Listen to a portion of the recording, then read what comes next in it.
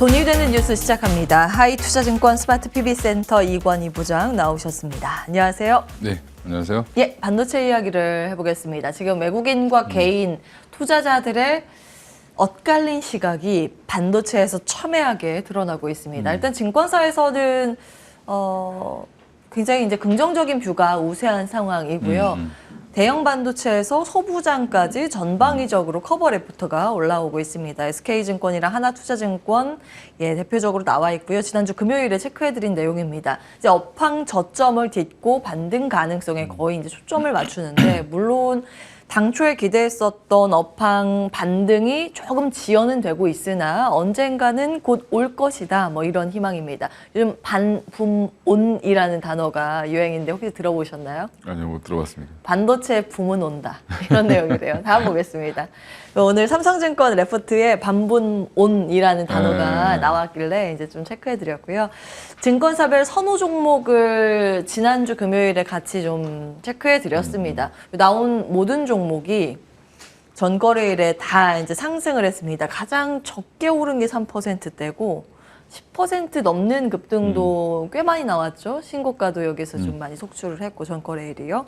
이제 어떤 기업들인가 한번 쭉 보실 필요는 있겠고요. 탄력이 왜 두드러지는 종목들이 있는가, 무엇을 하는 회사인가 이제부터 좀 정리가 필요해 보여서 다시 한번 좀 체크해 드립니다. 다음 보겠습니다. 반도체 어떻게 보십니까?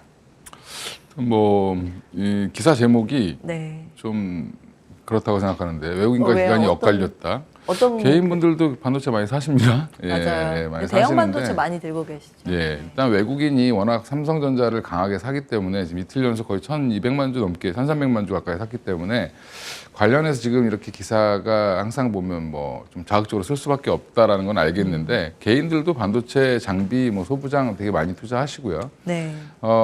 지금 2차 전지에 뭐 개인들은 다 물려 있고 반도체는 뭐 아무것도 없다 이런 식으로 생각하시는 거는 약간 좀 이상하다.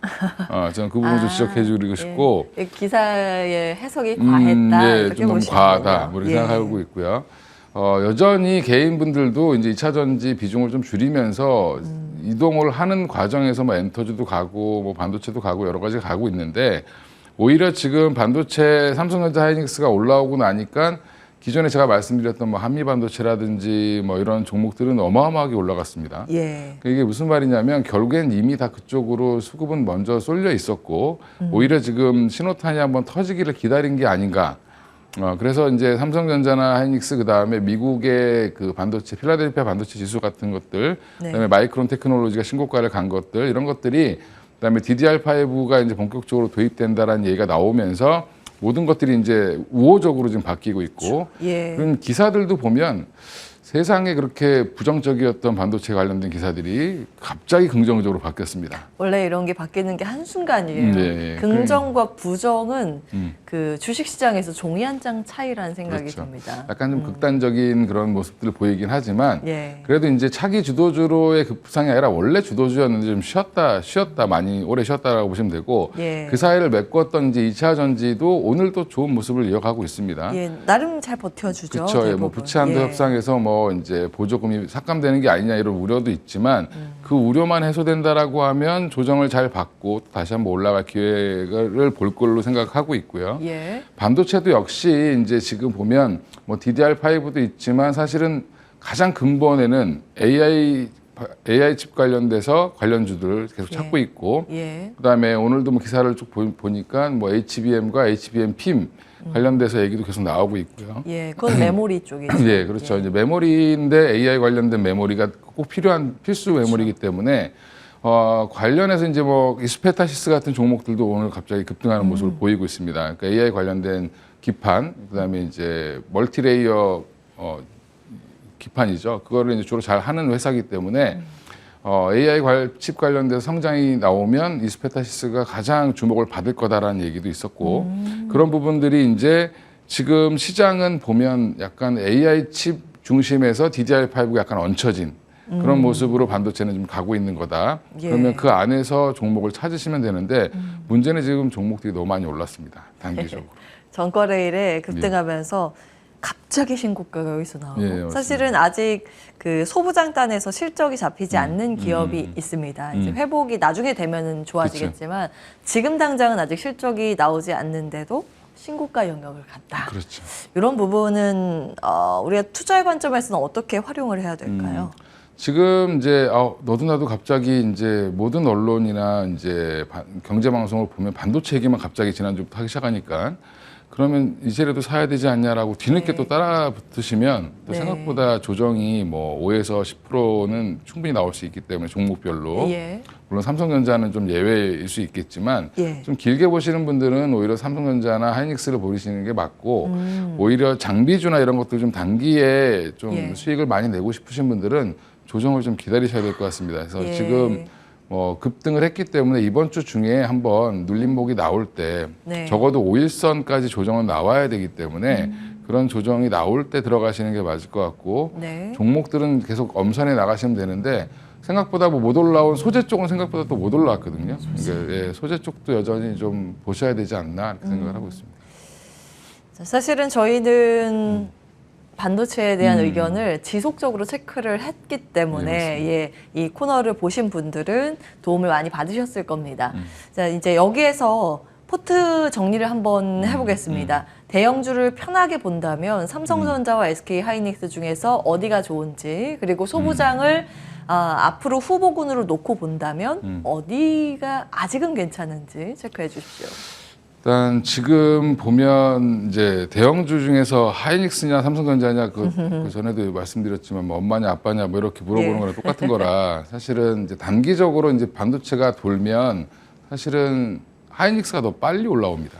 그래서 좀 빠른 걸 원하시는 분들은 하이닉스가 좀 낫고요. 그리고 다행인 건 HBM, 이제 엔비디아가 주로 많이 생산하는 GPU에 들어가는 거는 하이닉스 향이고 예. 그 부분이 주목된다라고 하면 그리고 또 적자폭도 컸기 때문에 이게 돌아설 때도 좀 빠르다라고 하면 하이닉스가 조금 더 빨리 움직일 수 있고요. 예. 삼성전자도 여전히 이제 뭐 HBM PIM이 더 좋다. 이제 이거 AMD랑 협력해서 굉장히 잘 알고 있다라고 또 기사도 나오고 있지만 예. 그 부분도 좀 지켜봐야 되기 때문에 삼성전자는 오히려 DDR5라든지 이런 쪽으로의 집중 이게 더 예. 필요할 것 같고 그리고 이제 뭐 장비주는 지금 제가 밀었던 뭐 한미반도체는 너무 많이 올랐고 예, 그 이후로 예. 몇십 % 오른 것 같아요. 예, 말씀 너무 주시고. 많이 예. 올라서 지금은 조금 말씀드리기가 좀 부담스러운 자리가 되지 않았나 싶고요.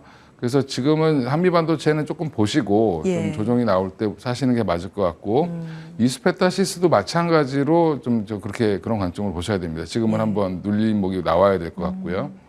그 외에 이제 나머지 중에 그나마 좀 덜 오른쪽은 하나마이크론이라든지 SFA 반도체 쪽 패키징 쪽을 좀 보실 필요가 있을 것 같고 그 외에 소재단에서는 원익 QNC가 생각보다 지금 뭐 많이 못 올라왔습니다. 예, 그쪽도 한번 보실 필요가 있다. 예, 생각하고 있습니다. 예, 지금 이제 리스트업을 하신다면 하나 마이크론, SFA 반도체, 원익 QNC 네. 세 종목 그리고 과거에 주셨던 한미 반도체나 이수페타시스는 눌림목 매수도 가능하다 이렇게 네. 정리를 하면 좋을 것 같습니다. 반도체 여기까지 하고 추가적으로 배터리 여쭈고 싶습니다. 네. 앞서서 부채한도 협상 이슈가 조금 누그러지면 그 다음에 배터리가 다시 갈 수 있어 보인다고 말씀을 주셨거든요. 조금 더 구체적으로 언급을 해주신다면. 지금 뭐 공화당이랑 민주당이 주말에도 결렬이 돼서 우리 시장 아마 오픈하기 전에 되게 걱정을 하셨을 텐데 예. 근데 결렬이 됐는데도 뭐 시장은 별로 반응이 없습니다.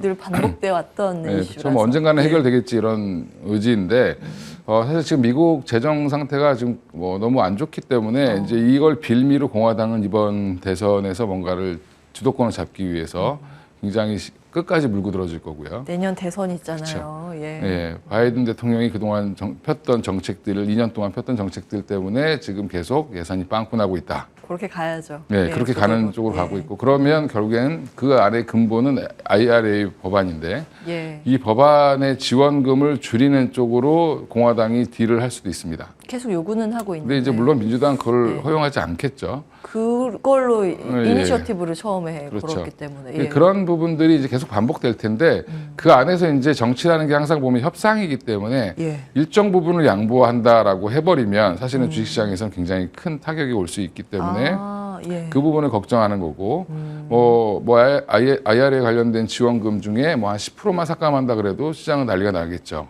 네, 이미 받을 돈인데 못 받는다라고 하면 기업들은 또 주가가 출렁일 수 있습니다. 그 기대감 다 반영시켰는데 그렇죠. 라는 논리요. 예. 예. 그 부분 하면 계산 다시 해야 되죠. 그러니까 예. 그런 부분들 때문에 여전히 우려감은 남아 있지만 뭐 제가 볼 때 양보는 안 할 것 같습니다. 양보는 안 할 것 같은데 어느 정도 이제 계속 질질 끄는 모습이 나올 거고 그 예. 사이에서 2차 전지는 조금 변동성이 커질 가능성이 있다. 이렇게 생각하시면 될 것 같습니다. 그러면은 변동성이 커질 때 매수를 해야 된다는 관점이실까요? 지금은 좀 아직은 관망하시는 게 좋을 것 같고요. 안 갖고 계신 분들은 예. 왜냐하면 이게 뭐 어느 쪽으로 튈지 매번 전문가들의 말 한마디에서도 바뀔 수도 있습니다. 예, 그 부분 어느 정도 해결이 되고 나서 예. 들어가셔도 늦지 않겠다. 생각하고 있습니다. 좋습니다. 알겠습니다. 이게 사실은 이 정치권 이슈 때문에 경제나 이 증권 시장, 네. 뭐 자산 시장이 약간 희생양이 되는 듯한 분위기가 이제 매번 반복이 되긴 했습니다. 뭐 그러니까 좋을 때도 있고 뭐. 그렇죠. 예. 일단은 어디로 시장의 반응이 나올지 모르기 때문에 지금은 불확실성을 어떻게 소화해 나가는지를 지켜보는 관점에서 이제 체크 포인트를 주셨습니다. 여기서 마무리하고 다음 보겠습니다. 이번에 조선주.